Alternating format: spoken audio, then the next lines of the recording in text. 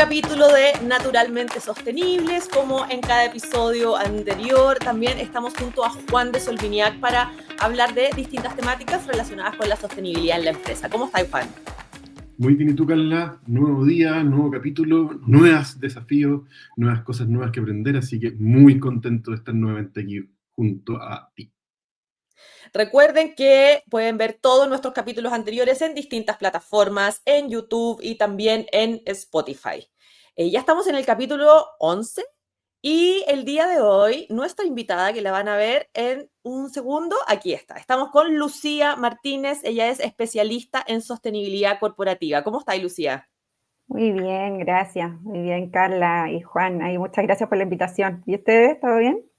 Todo Muchas muy gracias a bien, ti. muy motivados también por lo que puede ser esta conversa. Les voy a contar un poquito sobre quién es Lucía, para los que no la conozcan, pero probablemente si están metidos en el tema de la sostenibilidad, ya deben conocer a Lucía. Lucía es ingeniera comercial de la Universidad Católica, además exgerente de sostenibilidad en varias empresas como Natura, Tetra Pak y actualmente en Workmate, que tiene que ver con los proveedores de la minería, que ya nos va a contar un poquito más sobre ese rol. Además, expresidenta ejecutiva de la Cámara de la Industria Cosmética y actualmente también presidenta del Comité de Sostenibilidad de la Asociación de Proveedores de la Minería, APRIMIN. Y además tiene un rol como profesora de sostenibilidad corporativa en la Escuela de Administración de la Universidad Católica, en el Centro de Gobierno Corporativo, Educación Continua y Clase Ejecutiva. Toda una carrera destinada y dedicada al tema de la sostenibilidad, así que probablemente aquí la Lucía no hay otro tema de que se maneje mejor, ¿verdad?, que la mezcla entre la sostenibilidad y los negocios. Lucía, Cualquier cuéntanos un pergamino. poco de tu rol de hoy día en Workmate. ¿Qué es Workmate para entenderlo bien? Bueno, Workmate es una empresa B que es proveedora de la minería hace ya más de 20 años y que cuenta con 3 unidades de negocio, todo lo que corresponde a operaciones de bodega y logística para proyectos mineros y operación minera también. Después una segunda unidad de negocios que es Workmate Consulting, que hace todos los servicios de acreditación, control de acceso, control laboral, también auditorías laborales, auditorías en derechos humanos también, para ir apoyando a las empresas en toda su relación con terceros. Y por último, Workmate HR, que es la tercera unidad de negocios de la compañía, que tiene que ver con todo lo que corresponde a soluciones de atracción de talento, de desarrollo de talento, de cómo ir incorporando, por ejemplo, más mujeres, de cómo ir desarrollando dotación local, de cómo ir haciendo procesos de reskilling, por ejemplo, o sea, de hecho, para que las personas que salen de los proyectos después puedan ir teniendo mayores oportunidades y reinsertarse rápido dentro de otros procesos laborales. Así que eso es Workmate, empresa B, proveedora de la minería, es muy entretenida. Oye, ya he pasado por hartas industrias, pero como desde la industria cosmética, hoy día en la minería, entonces además tu mirada de la sostenibilidad yo creo que es súper valiosa, como de temas como transversales a distintas industrias. Sí, yo la verdad es que más que una profesional de una industria en particular, claro, o sea, me consigo más como una profesional especialista en sostenibilidad corporativa en los distintos desafíos e industrias que me ha tocado trabajar. Oye, y en ese ámbito te queremos ya llevar a algunos temas que nos tienen muy interesados y es un tema que no hemos abordado y vemos que hoy día desde tu posición tú nos puedas mirar o mostrar una mirada, ¿cierto?, más integral. ¿Cuál es el rol que hoy día están y que desempeñan los proveedores dentro del mundo de la sostenibilidad? Y para eso queríamos también ver cómo ciertas normas que hoy día están viendo afectadas a las empresas están empujando este camino, ¿cierto? Porque claramente los proveedores hay que unirlos dentro de la cadena de valor y estas normas han permitido que esto se vaya incorporando, pero yo siento que son los más rezagados. Y así como han ido avanzando distintas normas que ha sacado al principio la Super de Valores, ahora la CMF, partieron con la 30, la 385, la 461, la famosa 461, que está todo el mundo ahí medio loco, y hoy día ya vamos en la 519, y la 519 está empujando aún más esto, dado que hoy día va a concentrar, ¿cierto?, la mirada que han ido pasando de todos estos indicadores que han existido en el mundo de la sostenibilidad, los GRI, los SASB, etcétera, etcétera, y lo lleva a la IFRS, la norma contable mundialmente aceptada. y donde la IFRS sacó 2 capítulos, el S1, el S2, y en el S2, que toca toda la parte medioambiental, hay que incorporar esto, la medición, dentro de la medición, el alcance 1, el alcance 2 y ahora el alcance 3.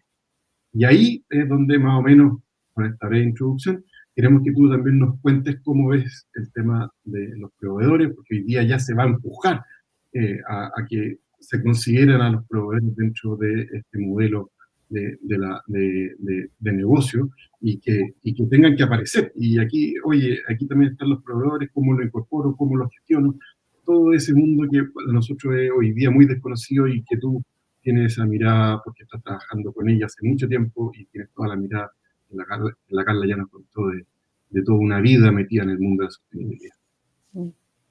Sí, acá es interesante recordar que el tema de los proveedores son parte del sistema de valor de una compañía. Aquí inclusive si sacamos la sostenibilidad de lado, si nos vamos inclusive como a lo más desde la estrategia de negocios, está la cadena de valor, pero también está el sistema de valor, que son todas las relaciones que tiene una empresa para ir generando valor también.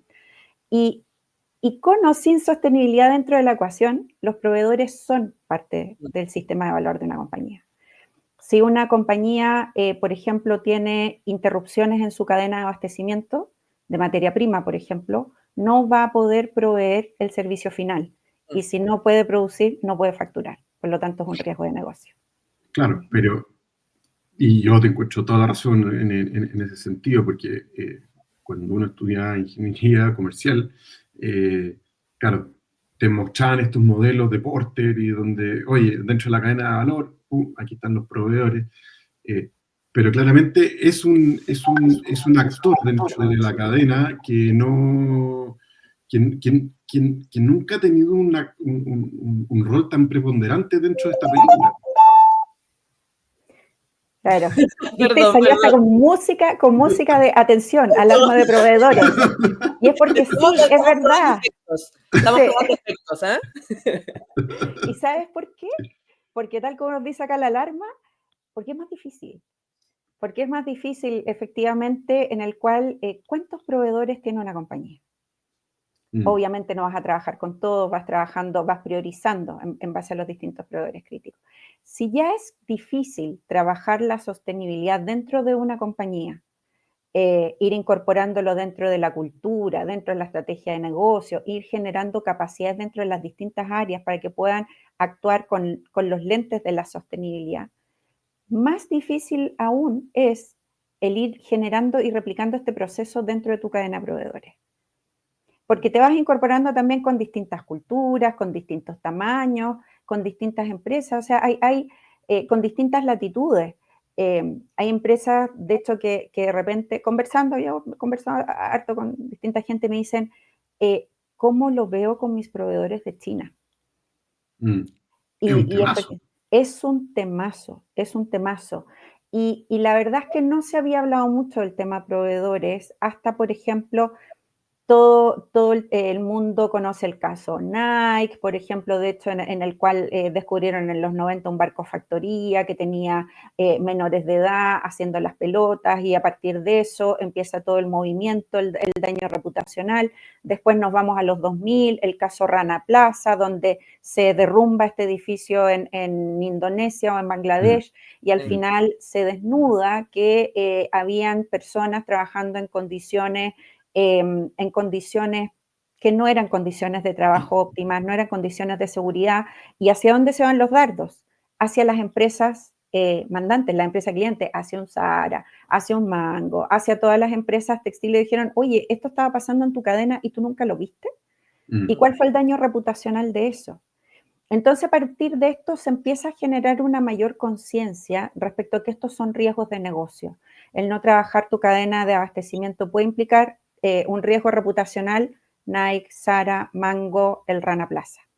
Puede el no considerar los impactos ambientales dentro de tu cadena de abastecimiento, puede hacer que, por ejemplo, tú puedas tener insumos más caros. ¿Ustedes saben, por ejemplo, por qué estamos tomando café más caro? ¿No? Me encantaría saberlo. 3 efectos: cambio climático, logística y dólar. En términos de cambio climático, hubo algunos eventos climáticos bien extremos en Brasil, que hicieron que la producción de la cosecha de café, Brasil es lo que nos queda más cerca, bajara drásticamente. Al bajar drásticamente, pero drásticamente, empieza a generarse, empiezan las compañías a mirar al resto del mundo y es como que, ¿de dónde más sacamos café? Y surge Vietnam, surgen otros lugares más lejanos. Entonces eso implica un mayor costo logístico. Entonces el cambio climático tuvo un efecto directo dentro de los negocios cafeteros de Brasil. Pasa también en otras compañías, de hecho, hay compañías como Starbucks, Juan Valdés, por ejemplo, que están trabajando temas climáticos porque también ven que cada vez tienen que ir a una mayor altura. Entonces, de hecho, muchos no tienen campos directos, sino que trabajan directamente con productores a partir de los cuales van a recoger los granos para el producto final. Entonces, hay elementos sociales que impactan en tu negocio, de tu cadena de proveedores que impactan en tu negocio. Y que al final también impactan al consumidor final, o sea, como una cosa que uno podría ver como súper lejano, que listo, le afecta solamente a la empresa, al final me está afectando a mí porque estoy comprando el café al doble del precio que lo compré hace un año, ¿cachai? Exactamente, exactamente. Entonces, los impactos ambientales también a partir de esto. Entonces, las compañías se empiezan a dar cuenta como que esto efectivamente es un tema y empieza a incorporarse primero en GRI, que obviamente desde una mirada de los distintos stakeholders, pero después ya en la regulación de reportería financiera y no financiera en el mundo de las inversiones. Hoy día, por ejemplo, una compañía que quiere aspirar al Dow Jones Sustainability Index, índice financiero, tiene que mirar millones de cosas. Dentro de esas también hay un espacio en el cual tiene que responder qué está haciendo con sus proveedores, está haciendo algún assessment, algún cuestionario, alguna revisión respecto a sus proveedores, evaluaciones de proveedores críticos, está haciendo evaluaciones de riesgo ambientales y sociales, está observando derechos humanos en términos de proveedores. Oye, en Europa. Oye, Lucía, espérame, que tengo ahí una duda, porque lo que estamos hablando me da la sensación de que puede quedar como un poco lejano de las grandes compañías solamente. La gran compañía que tiene como sus proveedores y cómo eso va afectando, pero ¿cómo ves que la norma al final y lo que impulsa la norma tiene que ver también con pelota contra el piso, bajarlo y decirle, oye, empresa tú más pequeña, no la gran multinacional, también te tienes que estar preocupando de eso y por lo tanto te pongo como criterios mínimos que tienes que empezar a ver, en el fondo, porque a lo mejor la empresa más pequeña dice, eso todavía no aplica a mí. ¿Cómo veis eso? Como vinculándolo un poquito al contexto inicial que estábamos hablando de la norma. Para las empresas más pequeñas, por ejemplo, no reportan a la CMF. Sin embargo, las leyes se aplican para todas las empresas. Y está la ley de delitos económicos, por ejemplo, que habla de ciertas responsabilidades subsidiarias. Y la ley es ley, sea la empresa grande o chica. Entonces, así, por ejemplo, las empresas, sean grandes o chicas, tuvieron que hacer sus procesos de adaptación a ley Carin. Las empresas, sean grandes o chicas, tienen que hacer su proceso de adaptación a 40 horas. Las empresas grandes o chicas, cuando surgió la ley REP, tuvieron que empezar a registrar la cantidad de envases y embalajes que enviaban a mercado. El límite, por ejemplo, en el caso de la ley REP, era 300 kilos al año. O sea, la verdad es que era, mira, si tú haces mermelada y ya le vendes a 5 locales, ya entras, ya tienes que reportar. Entonces, claro, la normativa CMF es para las empresas que tienen que reportar a la CMF, pero la regulación, en donde Chile, en términos de regulación ambiental, es una de las regulaciones que está más avanzada dentro del contexto latinoamericano, mirando a Europa más que Estados Unidos, corre para todos. Claro, pero ahí en ese sentido, como una duda en términos de costo, porque si yo soy una empresa IPSA, por denominarlo de alguna forma, o que estoy súper vigilado por la CMF, yo tengo que cumplir con un cierto estándar, ¿cierto? Y que me lo imponen estas normas que mostramos anteriormente. Entonces yo tengo unos proveedores y te lo digo por un caso práctico que nos ha tocado, que llega una empresa que trabaja con muchos proveedores y claro, los proveedores más grandes se pueden ajustar a los nuevos requerimientos, pero las empresas que son más chicas, o sea, el que te vende al menudeo muchas veces, ¿cómo ves tú que se puede ajustar? O sea, desde mi perspectiva, y aquí no sé si tú lo compartes o no, debiese haber como una especie de subsidiariedad de parte de la empresa matriz, en este caso, para que también subirlo al carro, porque si no, esas empresas chicas que viven muchas veces de estos grandes clientes, no van a poder cumplir y se van a quedar fuera de este baile porque no pueden adaptarse, porque, o sea, muchas veces ni siquiera tienen contador, el dueño, el propio contador, el propio, el propio planeta, ¿cachai? Entonces, ¿cuál es el rol que juega ahí la empresa matriz? O la empresa cliente. Ahí es donde viene el rol de los programas de desarrollo de proveedores, o los PDPs, o el nombre que le ponga a cada empresa. Porque claro, de hecho, la empresa, considerando que efectivamente cadena de suministro, la cadena de proveedores es un riesgo, pero también puede ser una oportunidad. Hay industrias que, por ejemplo, han establecido claramente, se han autoimpuesto metas de compras a proveedores locales, pero saben y entienden que esos proveedores locales no tienen los mismos estándares que ellos tienen. Entonces desarrollan estos programas de desarrollo de proveedores, donde tú invitas a los proveedores y los capacitas.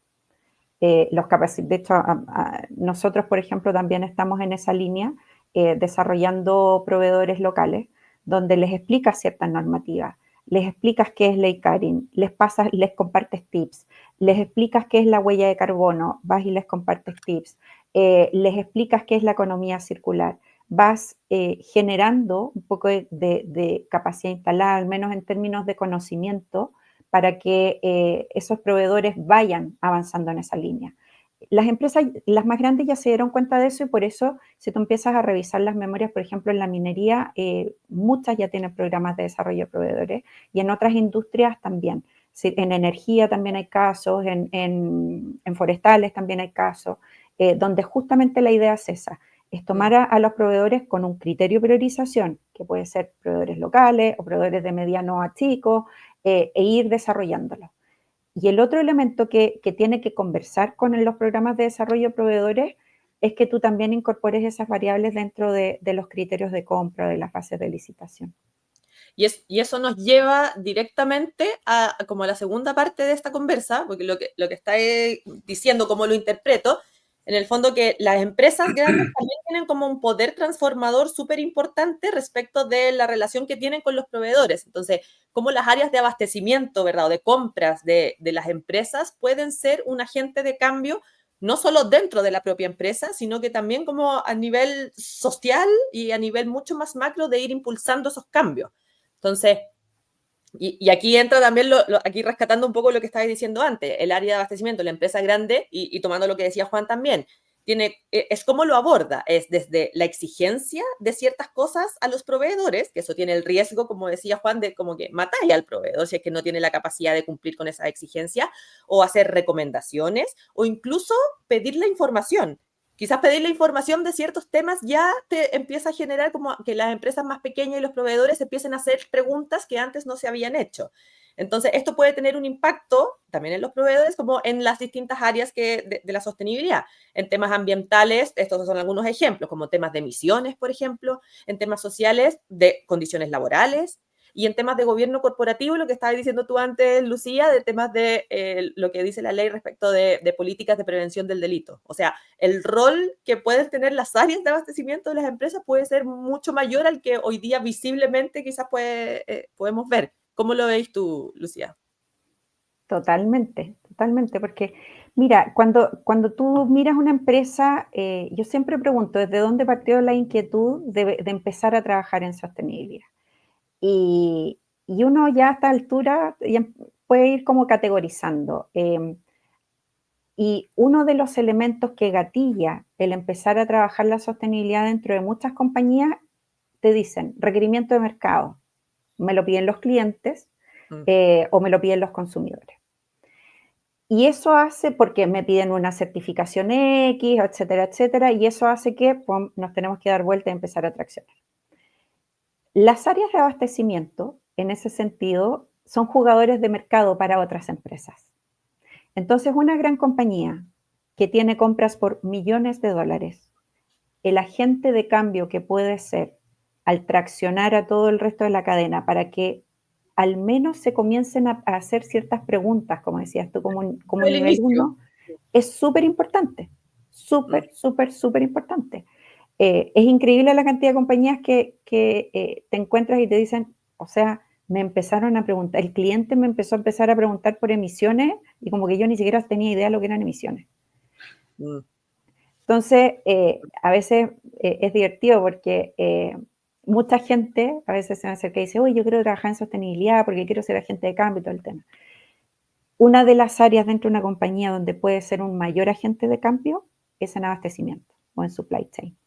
Porque desde el minuto que empiezas a incorporar la mirada de sostenibilidad dentro de los criterios de compra, y no desde el exigir, porque pasa esto que conversábamos anteriormente, sino que del consultar, poner el tema sobre la mesa, acompañar y formar y desarrollar, el cambio que se genera, el alcance de ese cambio también es gigantesco. Es que me emociona las palabras que tú dices porque es como, si tú escucharas los otros videos, yo me emociono varias veces dentro de las conversaciones porque de repente tocan esa fibra que dentro de lo que nosotros queremos hacer como con Soul, incorporar dentro de la cultura. Y para nosotros el hablar de estos temas es porque queremos, entre comillas, transformar la forma de hacer negocio y que la sostenibilidad sea parte de eso. Entonces, cuando tú hablas de que el área de abastecimiento puede ser ese motorcito, ahí es donde empieza a haber este círculo virtuoso dentro de la economía, dentro del mundo de los negocios, donde tú vas incorporando a los agentes que están más cercanos a ti y les vas metiendo estos conceptos que al final son puras cosas positivas que pueden ocurrir, porque si yo le empiezo a preguntar, perdón, a mi proveedor por condiciones laborales, claro, yo como empresa grande tengo un gerente de personas, un área de cultura corporativa, y tengo gente, pero mi proveedor no lo va a tener.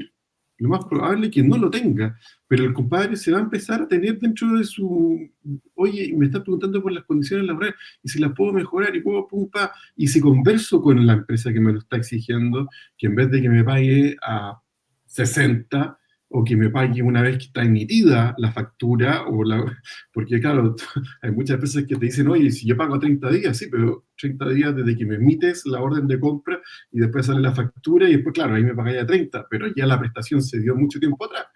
Entonces, eso es como un tema que podemos conversar quizás. Pero si empieza a generar eso, eso va a ser súper virtuoso.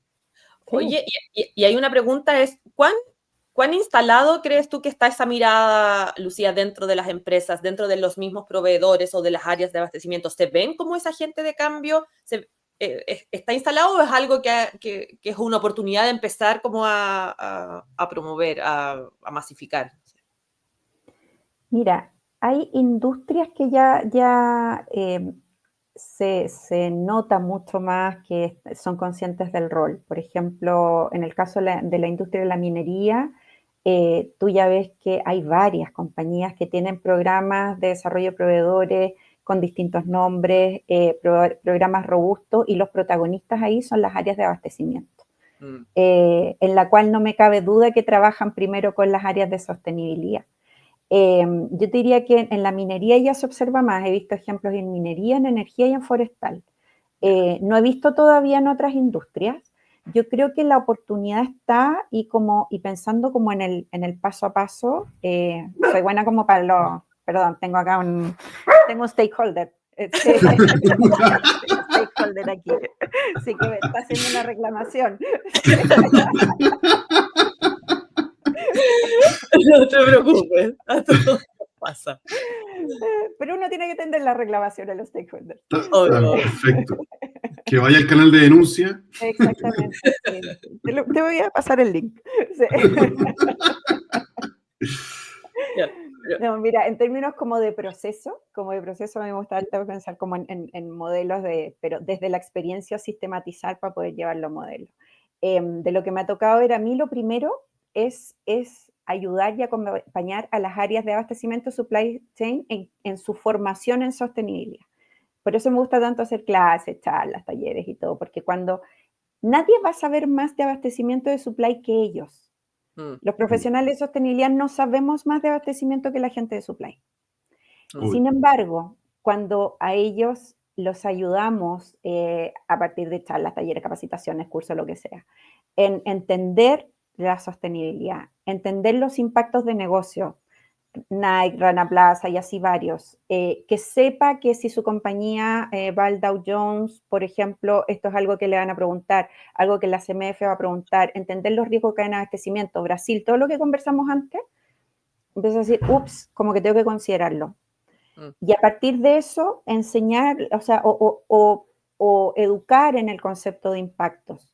Y después de eso, lo que ya empieza a suceder, que ellos mismos empiezan a formar un programa en conjunto, co-construir, pero siendo ellos los protagonistas de un programa de desarrollo de proveedores que comience por hacer las preguntas para poner los temas sobre la mesa, mapear, priorizar, identificar, obviamente, para después acompañar en este crecimiento e ir midiendo. Eso es generar valor compartido finalmente. Oye, Lucía, como no lo habíamos abordado antes y yo personalmente no me había metido nada en el tema como de proveedores y cadena de valor, y encuentro que es mucho más como apasionante de lo que a lo mejor el título es poco sexy, ¿no? Proveedores, cadena de abastecimiento, quizás es solo eso, pero en verdad verlos como ese agente de cambio, esa mirada que tenés tú, y de hecho voy a volver a poner la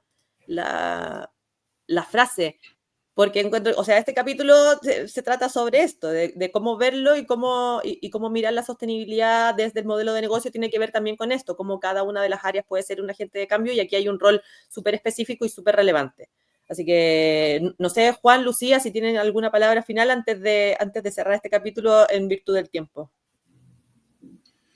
Yo solamente nuevamente agradecer tu disposición y tu mirada y tu opinión. Creo que efectivamente es un área que, claro, que se habla poco. O sea, que no es, como decía recién la Carla, o sea, no es fancy, no es algo que sea, o sea, uno siempre habla del medio ambiente y del relacionamiento comunitario, o sea, pero los proveedores siempre, y se queda súper relegado allá en algún rincón. Pero lo que se puede hacer por medio del área de abastecimiento, como tú lo dijiste, es brutal. O sea, es parte importante de ese hilo conductor que va a generar un círculo virtuoso a pequeña escala. O sea, si ese proveedor chiquitito logra cambiar su mindset, también va a impactar dentro de su familia, dentro de su ecosistema, amigos, bueno, porque va a empezar a pensar de otra manera y no se va a sentir como el explotado, sino que más bien parte de una cadena mucho más relevante donde se producen cambios, donde se producen cosas positivas. Eso. Gracias por la conversación. No, gracias a ustedes. La verdad es que me gustaría cerrar justamente con esa invitación, con hacer la invitación a las áreas de abastecimiento, aprovisionamiento, supply chain, a ser agentes de cambio. La verdad es que a partir del trabajo con proveedores lo que pueden hacer es tremendo, de un tremendo alcance, y trae valor para el negocio. Trae valor para el negocio desde el punto de vista de mitigación de riesgos, de generación de valor. Inclusive hay espacios en los cuales todavía hay un trabajo por hacer con algunos grupos de interés en términos de legitimización de la propia empresa, y ahí es donde los proveedores, sobre todo los medianos y los pequeños, pueden ser nuestros principales aliados. Gracias, Lucía, gracias, Juan, y gracias a todos los que vieron y escucharon este capítulo. Ya saben, hay un mensaje hiper positivo y a mi parecer como novedoso respecto de esta mirada de sostenibilidad. Te agradecemos de nuevo, Lucía, Juan, y a todos los que vieron este capítulo. Estén muy bien y nos vemos en el siguiente capítulo. Chao, estén muy bien.